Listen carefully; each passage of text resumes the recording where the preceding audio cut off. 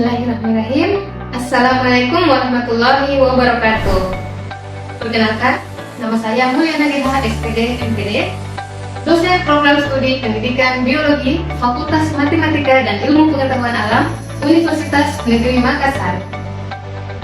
Sebagai dosen, saya aktif melaksanakan Tridharma perguruan tinggi, yakni pengajaran, penelitian, dan pengabdian kepada masyarakat. Mohon perkenankan, dalam video ini saya akan memaparkan mengenai pengajaran saya pada mata kuliah biologi dasar.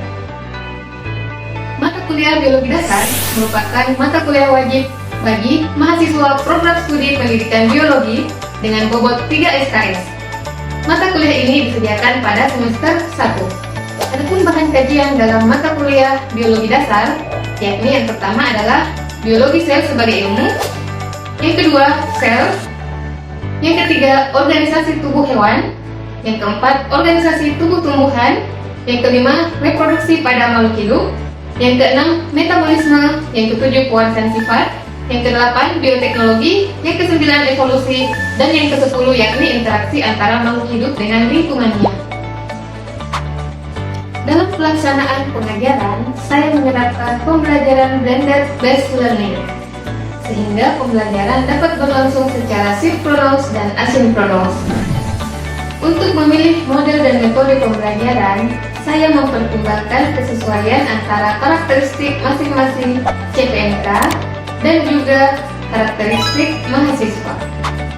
Model pembelajaran yang saya terapkan dalam mata kuliah ini diantaranya yakni model pembelajaran program based learning, case based method, dan direct instruction. Ketika saya memberikan project based learning dan case based method kepada mahasiswa untuk diselesaikan, pada pertemuan sebelumnya saya sudah memberikan pengarahan. Misalnya, saya menginstruksikan untuk menelaah wacana tentang artikel manusia kepiting yang terdapat di Kecamatan Mare, Kabupaten Bone. Nah, maka pada pertemuan sebelumnya, saya telah menyampaikan arahan dan materi terkait pewarisan sifat genetik secara umum, sehingga mahasiswa akan lebih terarah dalam menyelesaikan instruksi yang diberikan. Adapun metode yang saya terapkan dalam pembelajaran, yang pertama adalah ceramah, di mana saya menyampaikan secara langsung materi kepada mahasiswa, dan mahasiswa menerima materi secara langsung yang saya berikan selaku dosen. Yang kedua, diskusi atau tanya jawab terbuka. Biasanya, saya menginstruksikan kepada mahasiswa untuk mencari kasus-kasus terkait materi yang akan dibahas pada pertemuan yang akan datang untuk diselesaikan atau diberikan solusi penyelesaiannya di dalam kelas. Biasanya, saya juga menampilkan video-video terkait dengan materi yang dibahas untuk disaksikan bersama, agar mahasiswa dapat langsung memvisualisasikan materi yang dibahas. Nah, selanjutnya dari video itu, mahasiswa dapat memberi komentar apa yang mereka belum mengerti dan apa yang telah mereka mengerti setelah mereka menonton video tersebut. Nah, dalam diskusi ini akan muncul interaksi tanya jawab langsung antara dosen dan mahasiswa maupun mahasiswa dengan mahasiswa, sehingga akan terjadi proses pertukaran informasi.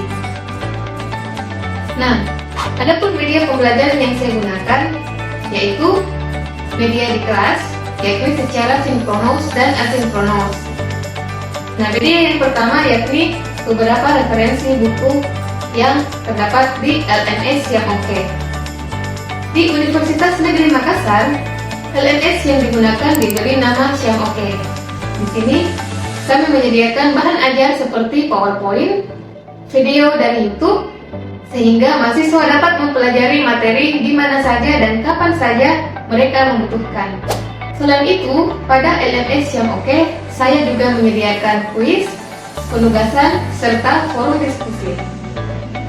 Untuk penilaian yang saya terapkan dalam mata kuliah ini telah disampaikan pada pertemuan pertama dalam kontrak perkuliahan, termasuk kehadiran harus mencapai 80% dari 16 kali pertemuan. Penilaian tidak hanya difokuskan pada hasil ujian tengah semester ataupun hasil ujian akhir semester.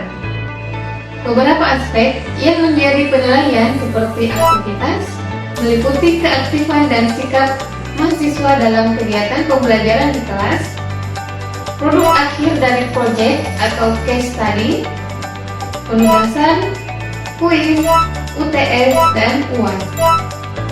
Masing-masing aktivitas atau aspek penilaian memiliki bobot yang berbeda. Untuk aspek aktivitas, bobotnya 25%, aspek penilaian proyek, yakni 25%, penugasan 10%, kuis 10%, UTS dan UAS masing-masing memiliki bobot 15%. Penilaian yang telah dilakukan kemudian dikonversi sesuai dengan aturan yang tertuang dalam Peraturan Akademik Universitas Negeri Makassar. Baiklah, saya akan lanjutkan pada penayangan video praktek mengajar mata kuliah Biologi Dasar pada pertemuan ke-12, materi pewarisan sifat pada makhluk hidup.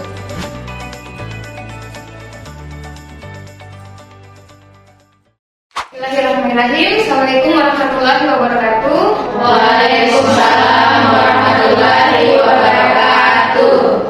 Oke, bagaimana kabarnya hari ini? Baik, Ibu. Oke, jadi hari ini kita akan membahas materi mengenai pewarisan sifat bagian yang kedua. Nah, minggu lalu kita atau pertemuan sebelumnya kita telah membahas mengenai pewarisan sifat bagian pertama. Apakah ada yang masih ingat materi apa yang kita pelajari pada pertemuan sebelumnya? Ya, silahkan materi. Ya, jadi pekan lalu itu materi yang kita bahas mengenai substansi genetika, kromosom, alel, gen, DNA, dan RNA. Oke, baik. Terima kasih atas jawabannya, Metri. Nah, jadi pekan lalu kita membahas mengenai substansi genetik. Nah, jadi pekan ini kita akan masuk ke teknis yakni pewarisan sifat. Nah, sebelum kita masuk ke materi kita hari ini, ada beberapa pertanyaan yang saya ajukan. Nah, yang pertama adalah, pernahkah kalian memperhatikan kemiripan sifat atau fisik antara kalian dengan orang tua kalian? Pernah. Oh, pernah. Apakah itu terjadi secara kebetulan atau ada penjelasan ilmiahnya? Ada penjelasan ilmiahnya. Iya, tentu saja ada penjelasan ilmiahnya ya. Nah, kemudian apakah kalian sudah pernah melakukan tes golongan darah? Pernah. Nah, kalian tahu golongan darah orang tua kalian? Tahu. Apakah ada yang sama atau berbeda? Sama. Sama. Ada yang berbeda dengan? Ada. Nah, kira-kira mengapa golongan darah bisa berbeda antara anak dan orang tua padahal mereka satu keluarga? Kira-kira mengapa? Karena adanya gen, Pewarisan sifat. adanya pewarisan sifat. Nah, kemudian pertanyaan yang ketiga, kalau kita mewarisi sifat dari orang tua, mengapa saudara kandung kita bisa berbeda fisiknya dengan kita? Karena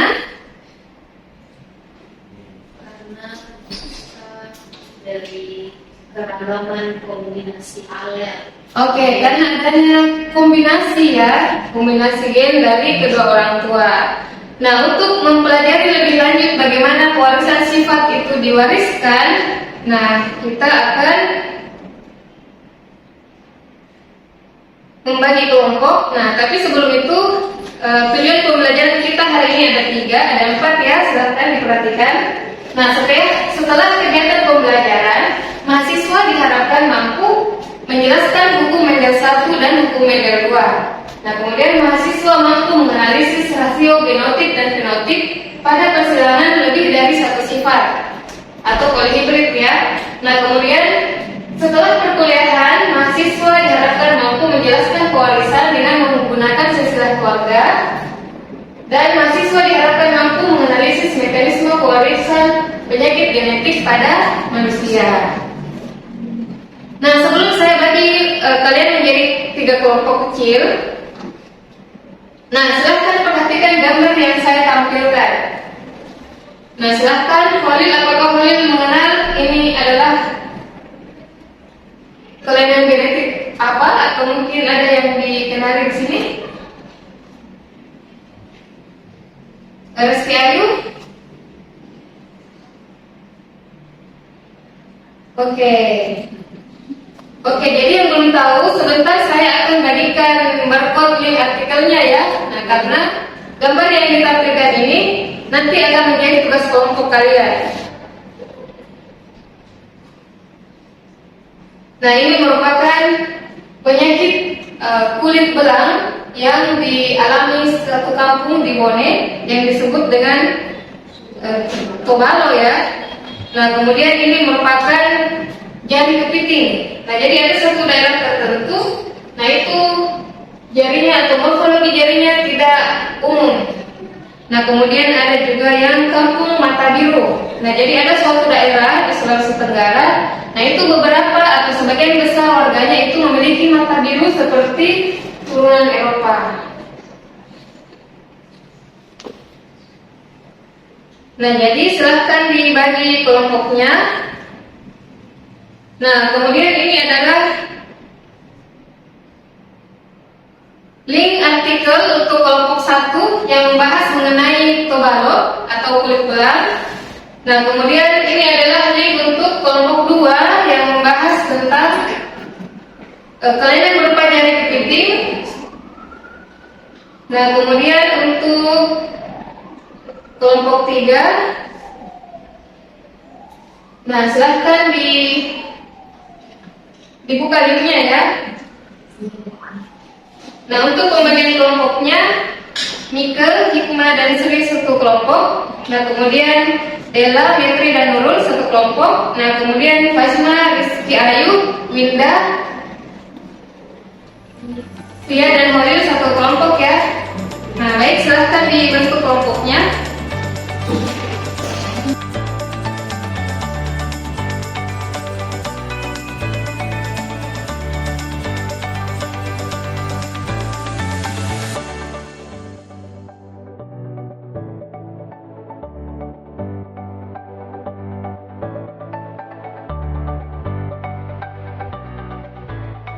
Oke, baik, karena waktu untuk diskusi kelompok untuk mempelajari kasus dari masing-masing kelompok telah habis. Nah, jadi mari kita simak presentasi dari masing-masing tiap kelompok. Nah, untuk presentasi yang pertama, saya berikan kesempatan kepada kelompok 1 untuk menjelaskan kasus mengenai suku Tobalo, manusia belang yang terdapat di Kabupaten Baru. Silakan kepada kelompok 1. Ya, baik, terima kasih atas kesempatan yang telah diberikan. Kami dari kelompok 1 mendapatkan kasus yakni mengenai suku Tobalo atau suku kulit belang. Nah, suku Tobalo ini tinggal di pedalaman pegunungan Bulu Pao yang berada di Kabupaten Baru. Nah, Tobalo ini berasal dari kata to yang artinya orang dan balo yang artinya belang. Jadi Tobalo itu kulit belang. Ya, Tobalo ini atau biasa kita kenal sebagai penyakit kulit belang merupakan jenis pewarisan yaitu autosomal resesif. Nah, pewarisan tersebut terjadi karena sifat belang muncul hanya jika kedua alel resesif bertemu, yaitu B kecil dengan B kecil. Apabila individu dengan alel B besar dan B kecil atau carrier itu tampak normal. Oke, itu saja yang dapat kelompok kami jelaskan. Saya kembalikan ke moderator. Oke, baik, itulah tadi presentasi atau penjelasan dari kelompok 1 mengenai studi kasus yang mereka dapatkan, yakni suku Tobalo manusia belang yang terdapat di Baru. Nah, bagaimana dari kelompok lain? Apakah ada pertanyaan? Ya, silahkan. Baik, terima kasih atas kesempatannya. Saya mewakili kelompok 3 yang bertanya kepada kelompok 1, yaitu apa penyebab terjadinya fenomena Tobalo atau penyakit kulit belang. Terima kasih. Oke, baik, silahkan bisa langsung dijawab oleh kelompok 1. Oke, jadi dijawab oleh Rizky Ayu ya pertanyaannya. Baik, terima kasih atas pertanyaan yang telah diberikan. Dari pertanyaannya itu mengenai penyebab terjadinya penyakit Tobalo. Nah, penyakit ini muncul karena adanya kombinasi gen resesif dari kedua orang tua. Nah, kemudian kenapa penyakit ini bisa bertahan hingga dalam penyakit ini satu suku itu bisa dibilang semuanya memiliki kulit belang seperti yang tertera di atas. Nah, itu terjadi karena adanya perkawinan sesama jenisnya. Jadi di suku itu terjadi perkawinan sesama sukunya. Penyakit ini sudah mulai tidak terlalu dominan. Hal itu terjadi karena suku Tobalo ini mulai diterima oleh suku-suku lainnya, sehingga terjadi perkawinan di luar suku Tobalo itu sendiri. Itu saja jawaban dari kelompok kami. Kami kembalikan ke Ibu. Oke, baik, dan kita berikan aplaus untuk kelompok satu.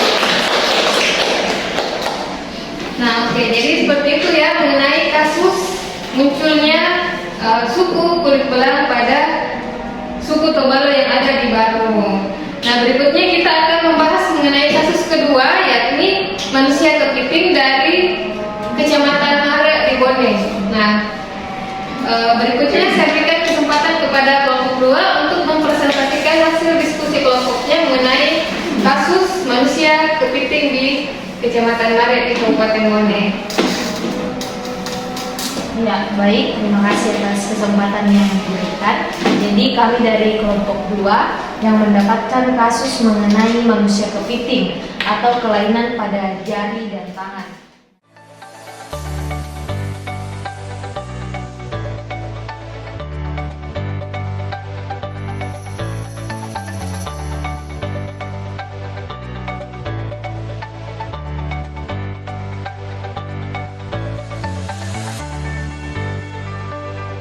Kalau 50% mata coklat atau biaya besar dan kecil. Mungkin sekian jawaban dari kelompok 3. Terima kasih. Oke, baik, itulah dia jawaban dari kelompok 3 dengan kasusnya yakni mata biru ya. Nah, jadi untuk fenotip morfologi mata biru, iris mata biru yang ditemukan di buton, nah itu terpaut kromosom, autosom, dan bersifat resesif.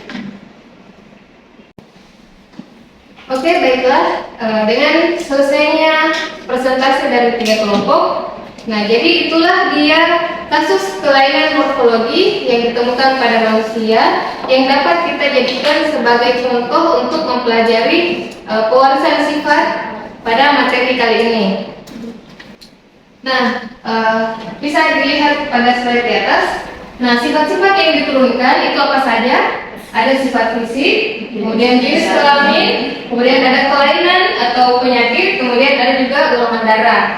Nah, untuk kelainan atau penyakit itu ada yang diwariskan pada kromosom gonosom atau kromosom kelamin, dan ada yang diwariskan oleh kromosom tubuh atau autosom.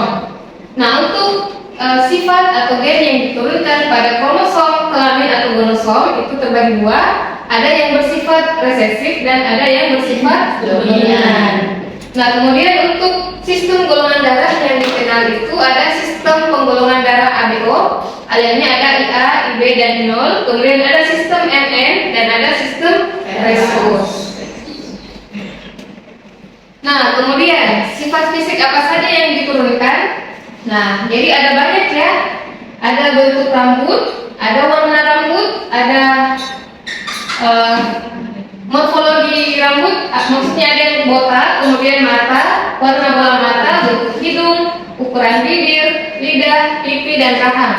Nah, contohnya itu bentuk rambut, ada yang keriting, ada yang lurus. Nah, untuk sifat atau morfologi atau fenotip dari rambut keriting itu dipengaruhi oleh gen dominan, sedangkan untuk lurus itu gen resesif. Nah, untuk warna rambut coklat tua itu gen dominan, kemudian resesif itu warna lainnya atau warna selain coklat tua. Nah, kemudian untuk kebotakan, nah ini dominan pada laki-laki dan resesif pada wanita. Nah, kemudian untuk mata sifik itu bersifat dominan dan mata lebar itu bersifat resesif. Nah, kemudian warna bola mata, nah warna coklat itu adalah gen dominan dan warna biru atau abu-abu itu dibawa oleh gen resesif. Nah, kemudian untuk bentuk hidung, nah jadi bisa diperhatikan hidung kalian atau hidung temannya. Untuk hidung yang lurus itu dibawa oleh gen dominan, dan untuk hidung yang melengkung itu dibawa oleh gen resesif. Nah, untuk ukuran bibir yang tebal itu bersifat dominan, dan bibir yang tipis itu dibawa oleh gen resesif. Nah, kemudian lidah, ada lidah yang dapat digulung, ada yang tidak dapat digulung. Nah, lidah yang dapat digulung itu dominan, sedangkan yang tidak dapat digulung itu bersifat resesif. Nah, kemudian pipi. Nah, ada yang berlesung pipi, ada yang tidak. Nah, untuk lesung pipi itu dibawa oleh gen dominan, dan yang resesif itu yang tidak berlesung pipi. Nah, kemudian bentuk rahang ya. Nah, untuk rahang yang bentuknya persegi itu dibawa oleh gen dominan, dan yang tidak persegi itu dibawa oleh gen resesif.